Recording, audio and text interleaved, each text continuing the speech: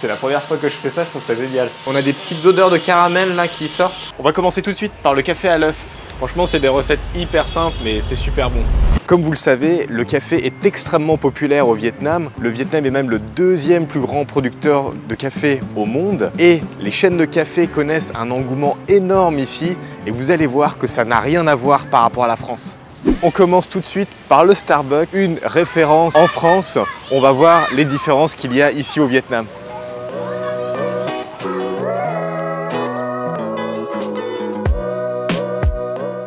C'est la nouveauté et c'est le vent le plus pour l'instant. Ok, bon, on goûte ça alors. Et em cho chị một phần map pour... Je pense que c'est toi, hein. Après 10 minutes d'attente, c'est long. Hein. Je sais pas quelle paille il faut prendre. La grande, la petite, il y a deux pailles. Nous avons pris au Starbucks la recommandation du moment. C'est la serveuse qui nous a dit que c'est ce qui se vendait le plus.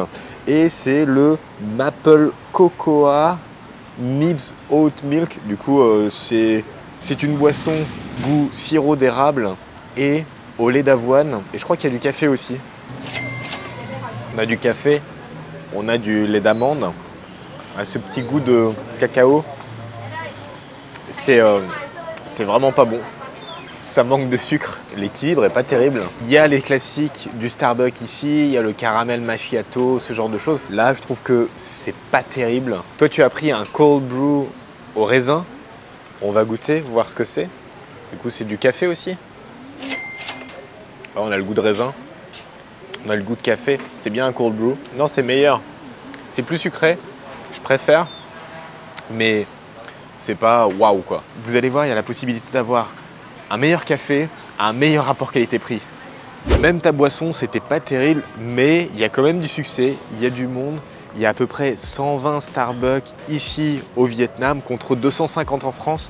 Du coup, c'est un succès, mais pas super. On va aller voir le géant qui a plus de 800 cafés ici au Vietnam, c'est Highlands Coffee.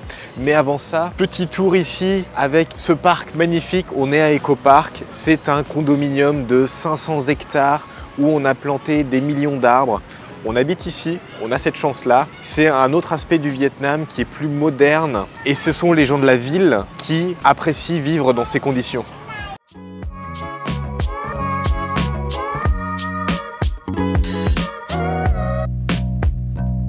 Cho anh một nồi đã. Size nhỏ. 29 000 pour un café. Le Highlands Coffee, la chaîne de café qui a été créée par un Vietnamo-américain qui s'est dit tiens, si on concurrençait Starbucks en valorisant le café vietnamien, puisque le Vietnam est, comme je le disais, le deuxième plus gros producteur de café au monde. Et ça a eu un succès fou. Aujourd'hui, il y a plus de 800 commerces Highlands Coffee ici au Vietnam. Et un des best-sellers, c'est le Ngo Da, c'est-à-dire le café au lait concentré sucré et glacé. Le café est vraiment excellent. Il y a une réelle signature. On ne peut pas se tromper dès qu'on goûte un café de Highlands Coffee, on sait que c'est celui-là. En plus, toutes leurs boutiques sont situées aux meilleurs endroits, aux meilleurs carrefours. Donc on en trouve partout et la qualité est toujours exactement la même. C'est ce qui fait le succès. Le gros défaut par contre qu'on peut noter de cette chaîne de café, c'est qu'on a beaucoup de plastique. Les gobelets en plastique, les pailles en plastique. Tout ce qui est plastique à usage unique, ça va peut-être s'arrêter au bout d'un moment, mais c'est peut-être pas pour aujourd'hui. Au Vietnam, aujourd'hui, il y a vraiment une différence entre la campagne et la ville, puisque ici à Eco Park, il y a à peu près une centaine de cafés pour 10 000 habitants, alors que si on va du côté de mes beaux-parents, il y a 2 voire 3 cafés pour un village, on parle d'un village de 15 000 habitants. C'est vraiment pas leur façon de vivre, en tout cas à la campagne, mais ça a un énorme succès dans les villes de chiller dans les cafés.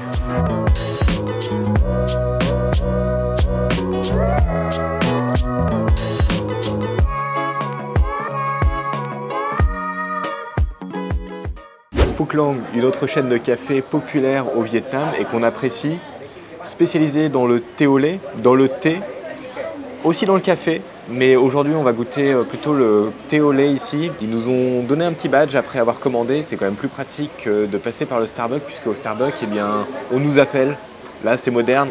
Dès que c'est prêt, ça va vibrer et on ira chercher notre commande. J'ai pris le thé à la pêche et à l'orange. C'est quand même très très bon. On a un très bon goût de thé. C'est très frais. En plus, les fruits sont frais aussi. Je trouve que c'est quand même une autre dimension par rapport à ce qu'on peut trouver en France au niveau des thés aux fruits ou comme ça. Toi, tu as pris le thé au lait signature de Phuc Lang. On va goûter ça. Bon, c'est tout en plastique, hein. Je suis pas un grand fan des thés au lait. On a un mélange de thé vert et de thé fermenté. C'est très fort en goût, hein. Très fort en goût de thé.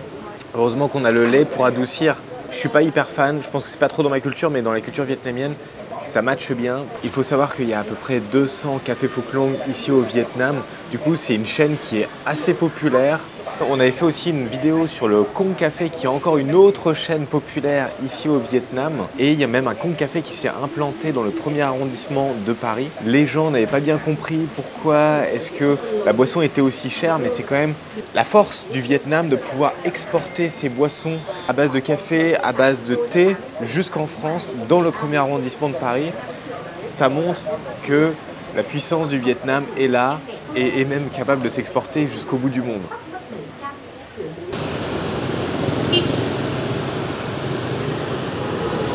On va maintenant découvrir Egg Yolk, une nouvelle chaîne de café qui connaît un succès grandissant ici au Vietnam, surtout à Hanoï. On est au Chanh Chien Plaza, l'un des endroits les plus chers, c'est l'équivalent des Champs-Élysées à Paris. Et donc on a des boutiques Cartier, Rolex, Burberry et on a un nouveau café Egg Yolk qui s'est implanté ici, on va aller voir ça. Juste derrière moi, il y a le lac Hoan Kiem bien connu et là il y a aussi le McDonald's qui a été construit et inauguré en 2019, assez récent et qui ne connaît pas un grand succès ici au Vietnam. Il y en a même qui ferment à Saigon. En tout cas, ce qu'on va voir aujourd'hui, c'est le Chanh Chien Plaza, l'un des quartiers les plus riches où on voit toutes les boutiques de luxe. On se croirait un peu comme au printemps à Paris, printemps Haussmann. Et on a Egg Yolk ici qui nous invite. On va aller voir ce qui s'y passe. On va voir toutes les étapes du café puisque eux ont des champs de café et fabriquent leur propre café. Ils torréfient le café et ensuite ils vont pouvoir nous le faire déguster. Đây là Arabica. Arabica Việt Nam. Hay vừa trao đổi, anh em mình sẽ trao đổi về công đoạn rang. J'ai pas tout compris, mais en tout cas on va torréfier du café Arabica du Vietnam. Yeah. La machine est en train de chauffer. On va monter jusqu'à 188 degrés. Et en fait, il nous disait que lui, il contrôle la température du café et le niveau de torréfaction du café parce que c'est un barista. Yeah. Em là barista. Em là giám sát kỹ thuật về rang cà phê. Ok, c'est le spécialiste de la torréfaction du café, pas le barista. Yeah. Il disait qu'on pouvait faire différents niveaux de torréfaction et puis ensuite on va avoir un développement de saveurs, d'odeurs qui vont être différentes. Ça peut être des saveurs plutôt amères, plutôt de cacao, voilà ce genre de choses. Đây. Et on commence à avoir quelques odeurs qui sortent du torréfacteur, c'est très intéressant, hein. On a vraiment beaucoup de chance qui nous explique le process du début jusqu'à la fin. Le grain devient de plus en plus brun. On a des petites odeurs de caramel là qui sortent. Làm cà phê không phải là automatique. Đúng rồi. Em phải Phải rang, phải cảm nhận. Tức là với mỗi một cái vùng trồng khác nhau, với mỗi một loại cà phê ở mỗi một năm khác nhau thì em sẽ có cái gọi là profile rang cho cái đấy. Và trong quá trình rang thì em sẽ phải cảm nhận và kiểm soát cái nhiệt độ rang để đảm bảo là ra được cái hương vị mong muốn. C'est vraiment du café ignalam, c'est fait à la main, hein, il va vérifier à chaque fois la température et en fonction de l'odeur qu'il aura, et il pourra torréfier plus ou moins son café. C'est vraiment un art, hein. C'est la première fois que je fais ça, je trouve ça génial. Anh nghe ở đây là sẽ có tiếng crack crack. Ah, et ça fait un peu comme des pop-corn à l'intérieur. Poc, poc, poc, poc, poc. Đấy. En plus là il est bien marron là, je pense que c'est bientôt prêt.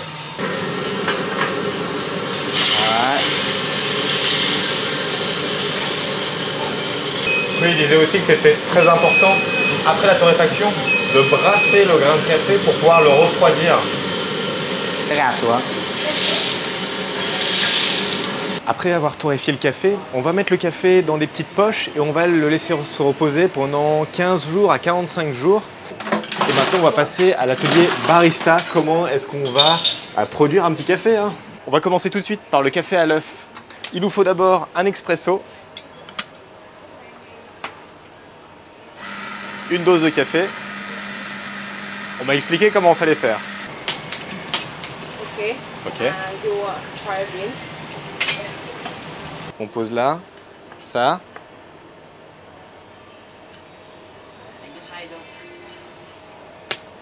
One more. One more. Okay. Ok, ça. Ok. Jamais utilisé une machine comme ça. Yeah. Waouh. Incroyable.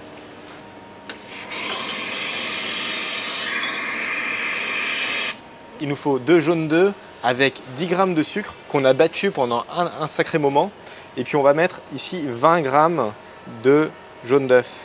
Comme ça, on a l'expresso ici, on a les jaunes d'œufs qui ont été battus avec le sucre et on va mélanger les deux. Camonet.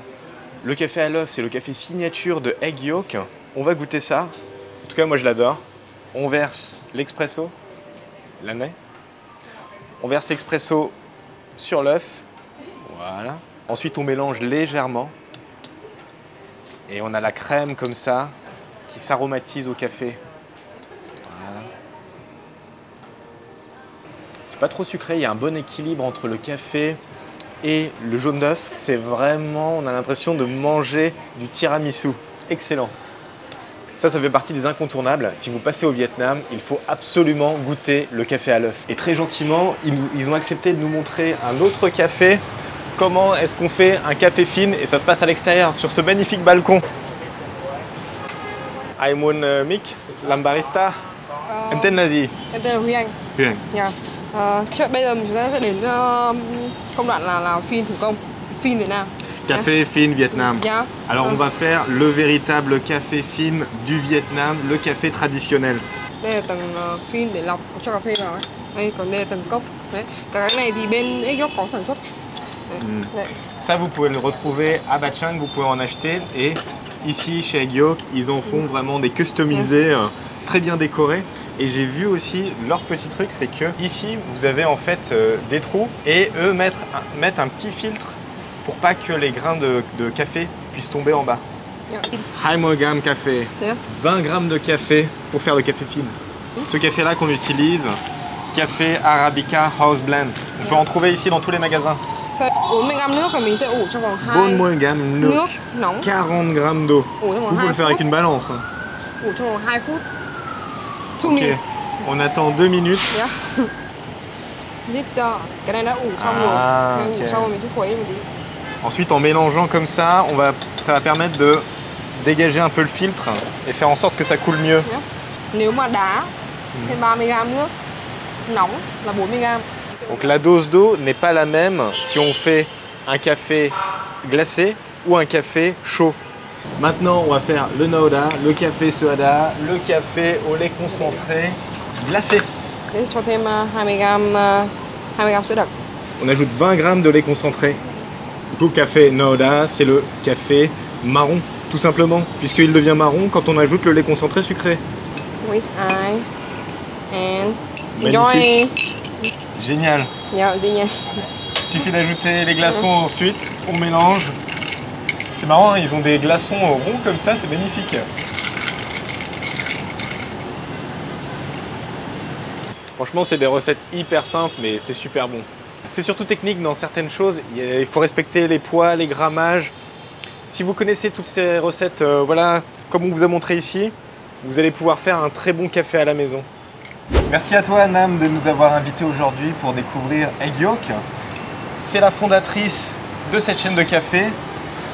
Chị bắt đầu Egg Yolk năm nào? Egg Yolk bắt đầu ra đời từ 2021 trong thời gian dịch Covid. Ah, không dễ. Không dễ. Ah.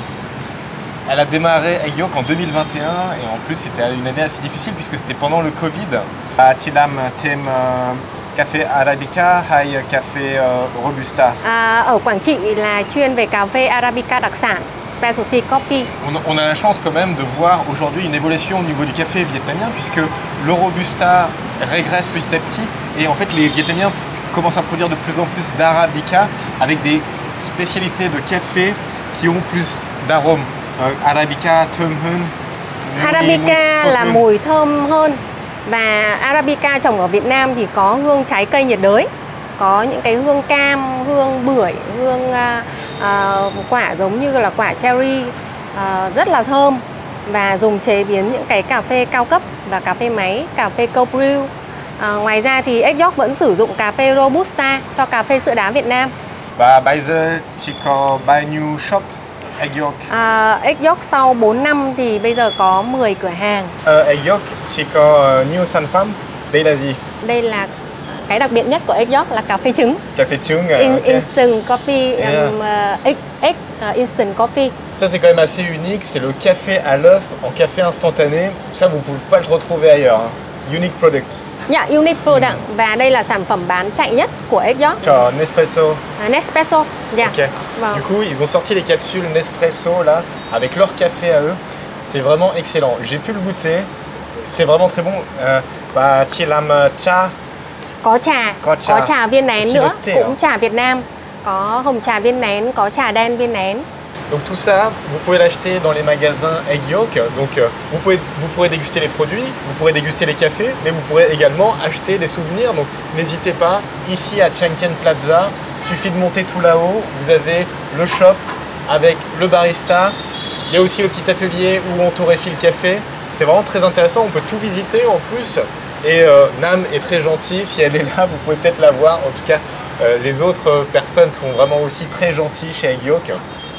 Merci beaucoup de nous avoir invités. Yeah. Cảm ơn rất là nhiều anh Johan đã dành một ngày đặc biệt như ngày hôm nay cho Egg. Cảm ơn anh. Merci. Merci. Thank you. Et voilà, on arrive à la fin de cette vidéo. J'espère que vous en aurez appris plus sur les chaînes de café au Vietnam. Et vu que ici au Vietnam, c'est un véritable succès, on a pléthore de choix. Et j'espère que ça va bientôt arriver en France. En tout cas, c'est déjà le cas avec Kong Café, par exemple, qui est dans le premier arrondissement de Paris. C'est quand même une grande réussite pour ce café. Je souhaite également la même réussite à Egg Yolk qui fait un super travail. Merci à Nam de nous avoir invités pour pouvoir découvrir son café ici à Chengken Plaza. Elle en a une dizaine et j'espère qu'elle va en ouvrir d'autres et peut-être même un jour à Paris. Merci à eux d'avoir sponsorisé cette vidéo. Ça fait plein de café pour notre équipe. N'hésitez pas comme d'habitude à mettre un petit pouce bleu pour soutenir la chaîne et à vous abonner. Et je vous dis à la prochaine.